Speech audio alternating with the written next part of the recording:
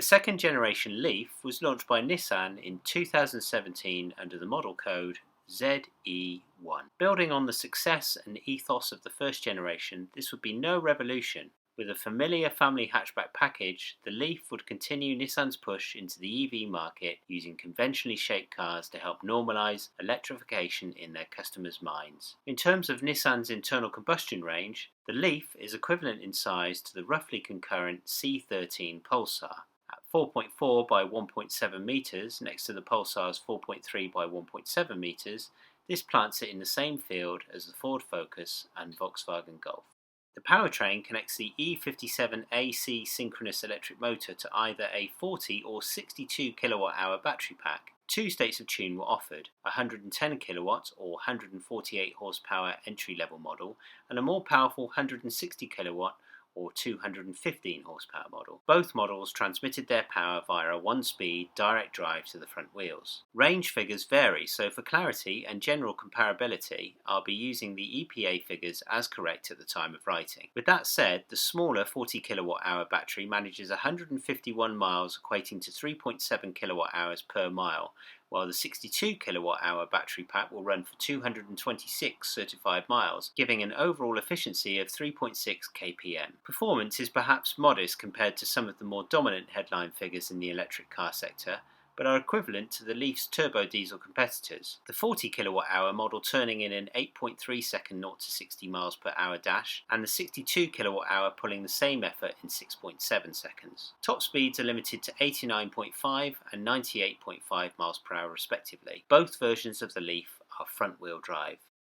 Information on end-of-life battery recycling is hard to come by, with many companies including Nissan claiming that they are working on efficient recycling processes that include repurposing the power storage and/or full material strip down and recovery. At the time of writing, only 5% of total global EV battery output is being recycled. Information on where the remaining 95% are going has so far eluded me. The Leaf is built in Yokosuka, Japan, in Smyrna, United States, and Sunderland, UK. Production capacities for the three factories are 50,000 each for the smaller UK and Japanese plants, with the US operation able to produce 100,000 cars a year.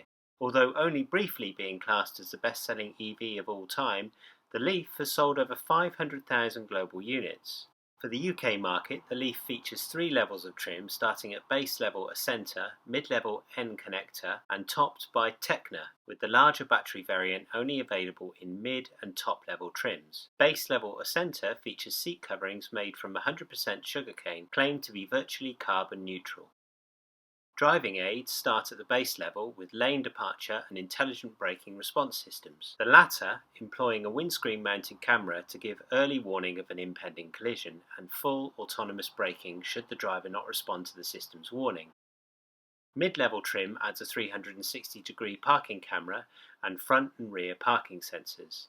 The top tier Tecna adds Nissan's ProPilot advanced driver assistance system. Essentially a level 2 autonomous driving aid, ProPilot can lane keep, maintain speed and recognise other moving objects. This version of ProPilot requires the driver to maintain contact with the steering wheel. The exterior of the car features 16 or 17-inch alloys and up to 16 different colours, including 2 or even 3 different tone designs. Luggage capacity has increased for this generation, with 435 litres of space in the boot, extending to 1,176 litres with the 60/40 rear seats laid flat. Boot depth with the seats back up is 790mm by 1103mm wide. Unlike many of its EV competitors, it does not feature a front boot or fruit. Charging is handled by either a Type 2 AC connection using either a 3-pin wall socket or wall box. This method can provide up to 6.6 kWh, adding 21 miles of range per hour. A second method, using a CHAdeMO DC connection, will charge the Leaf up to 46 kW, adding 140 miles of range an hour. euron-cap awarded the Leaf with a 5-star crash rating in 2019. Overall passenger cell protection was especially commended, with the Leaf's standard driving aids helping to bump the rating up for pedestrian and cyclist testing. Although there have been no significantly modified production versions of the Leaf, a dual-motor, carbon fibre-bodied racing variant was announced in 2018. These prototypes were technical showcases for the track only, producing 322 horsepower and 640 newton meters. 6 were reported to be in production, though final numbers are uncertain.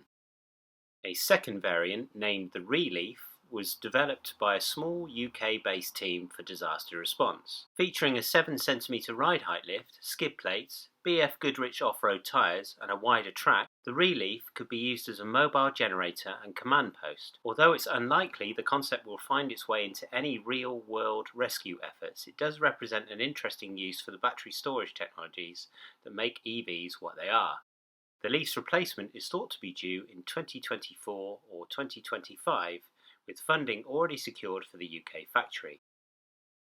While the Leaf has never been part of the avant-garde in the electric vehicle sector, it has helped to normalise public use and perception of the still new product wave. As other mainstream rivals share billions of their local currency trying to catch up, Nissan can feel proud that they have been able to get a head start in this growing and perhaps inevitable part of the market.